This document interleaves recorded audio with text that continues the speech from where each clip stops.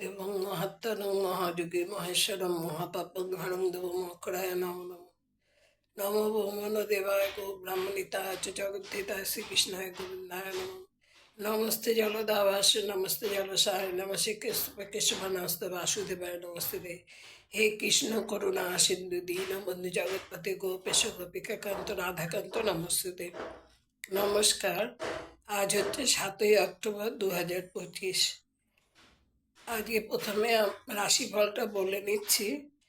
মেষ হচ্ছে ভুলের জন্য ক্ষতি, বৃষ কর্মে সফলতা, মিথুন হচ্ছে শ্বাসকষ্ট, কর্কট বনিবনার অভাব, সিংহ ভোগ বিলাস, কন্যা আর্থিক স্থিতি, তুলা অগ্নিভয়, বৃশ্চিক নব উদ্যোগ, ধনু মনকষ্ট, মকর পৈতৃক সূত্রে লাভ, কুম্ভ অত্যধিক ব্যয়, মীন চিকিৎসা বিভ্রাট।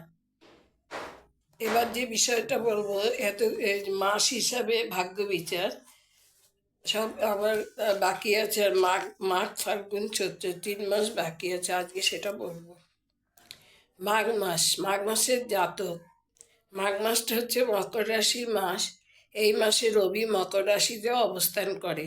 এই মাসে যারা জন্মগ্রহণ করে সেই সব জাতক সত্যবাদী, পরদুঃখে কাতর, দাতা প্রভৃতি গুণের অধিকারী হয়। এই গুণের জন্য এরা ভালো ফল পায়। এদের পিতা বা কোনো আত্মীয় সাহায্য করলে এরা সত্তর উন্নতি করতে পারে। এদের জীবন সুখের হয়। যদি তা না হয় তাহলে পৌরত্বের সীমায় অর্থাৎ 30 থেকে 35 বছর বয়স থেকে ক্রমোন্নতি করতে থাকে। চাকুরি বা ব্যবসা দুটোতে এরা উন্নতি করতে পারে। সবচেয়ে শারীরবিজ্ঞান ও ডাক্তারিতে এরা প্রচুর উন্নতি করে।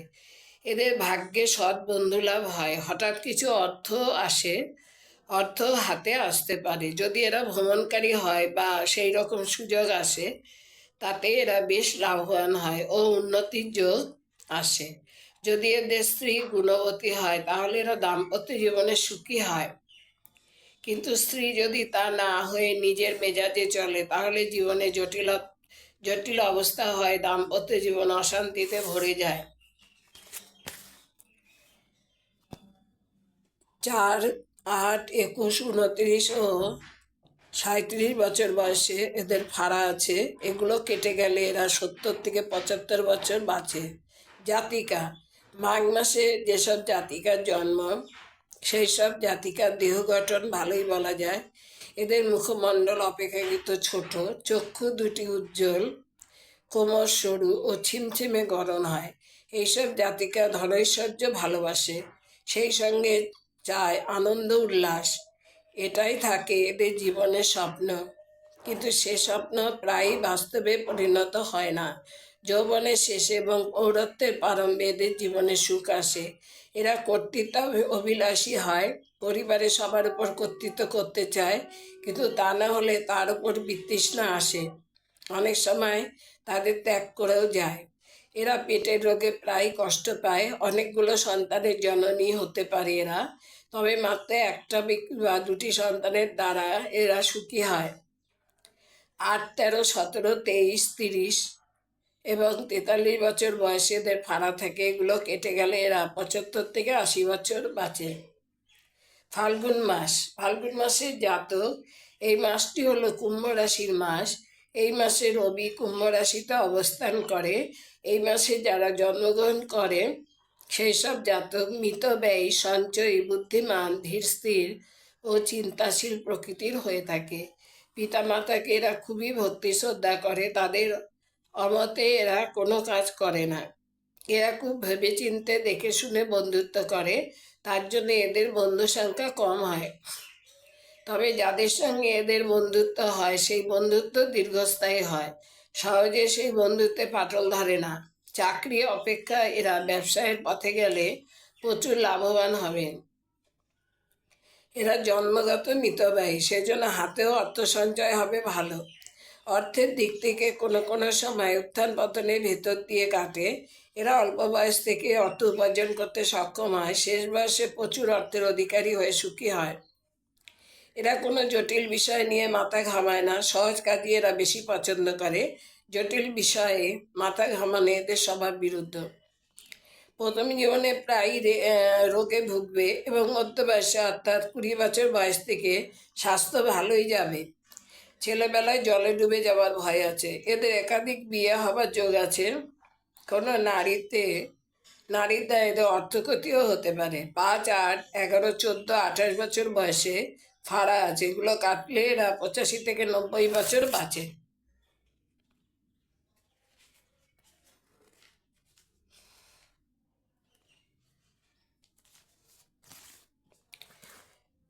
এবার হচ্ছে এই মাসের জাতিকা।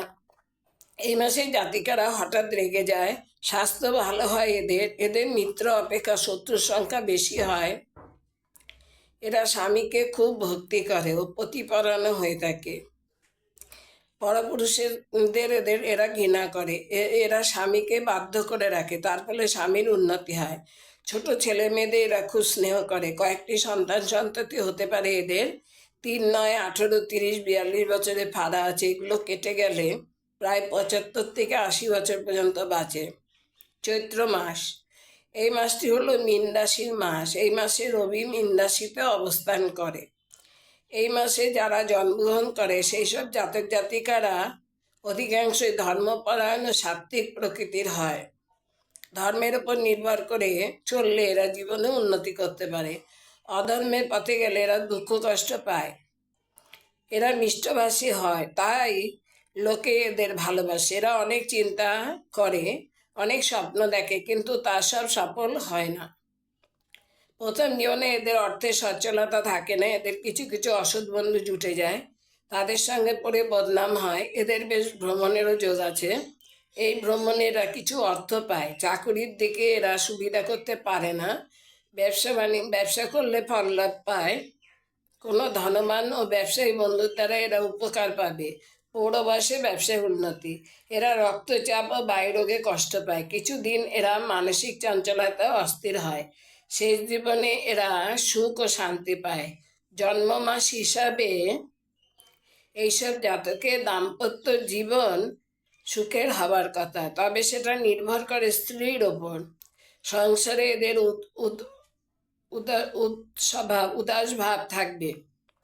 সন্তানদের দ্বারা সুখ শান্তি পাবার আশা কম।